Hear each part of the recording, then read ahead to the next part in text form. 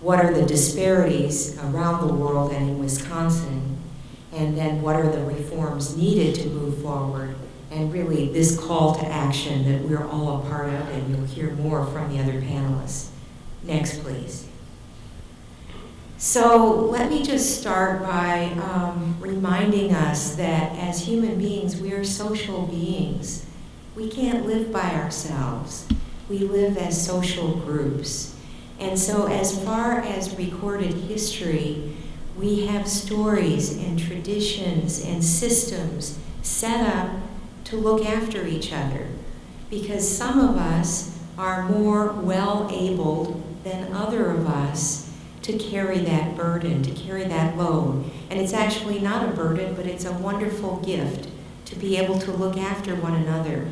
And of course, as human beings, we are a very neotenous species. Our children can't survive without parents looking after them.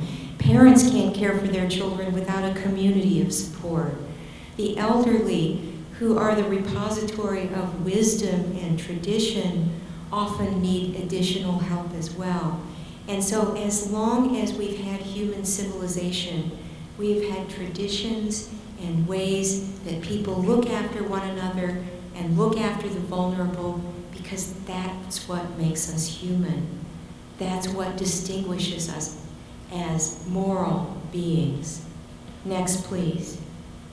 Coming a little more recently, really in the last century, human rights was codified by all the nations of the world, and health was considered a fundamental human right.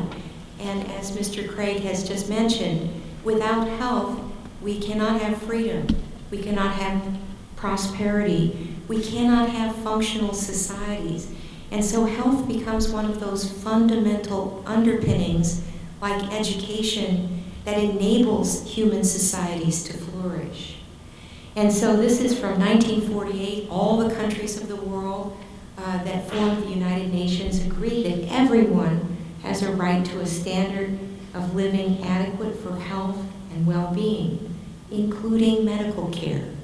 Next, please. More recently, this idea has been continued by the World Health Organization and by almost every international body that comes together to agree on what are governments for and how do we look after one another as a human society. Every human being is entitled to the enjoyment of the highest attainable standard of health, conducive to living a life in dignity. And so without that opportunity for health, the dignity, the prosperity cannot follow. Next, please. This idea was further refined in 1978 at a very important meeting in Alma-Ati, the former Soviet Union. Dr. Cooter and Hilda here have spent time in what's now Almaty.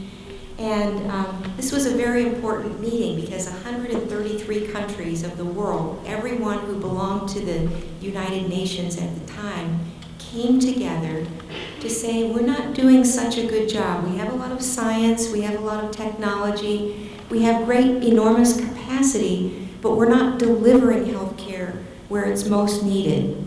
And what would be the fundamental aspects of health care that would be most essential, that everyone should have access for? And so it was at that time that primary health care was defined.